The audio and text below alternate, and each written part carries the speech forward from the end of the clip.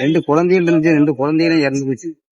யாருமே சொந்த பந்தம் யாருமே கிடையாது. சில மனிதர்களின் வாழ்க்கை நம் மனதை நொறுக்கிவிடும். இந்த அப்பாவும் அம்மாவும் அப்படிப்பட்ட ஒரு வேதனையின் சுமையை சுமந்து கொண்டிருக்கிறார்கள். இவர்களின் 2 குழந்தைகளும் விபத்தில் உயிரிழந்து விட்டதாக அவர்கள் கூறினர். அந்த இழப்பின் வலி இன்னும் அவர்களை விடவில்லை. குழந்தைகளை இழந்த துயரத்தால் இந்த அம்மாவின் மனநிலையும் பாதிக்கப்பட்டுள்ளது. வாழ ஒரு சொந்த வீடும் இல்லை. ஒவ்வொரு நாளும் வாழ்க்கையோடு போராடிக்கொண்டே இருக்கிறார்கள். இவர்களின் நிலையை பார்த்த இந்த சிறுவன் தன்னால் முடிந்த உதவியை செய்தான். மனித நேயம் இன்னும் உயிரோடு இருக்கிறது என்பதற்கு இந்த தருணமே சாட்சி.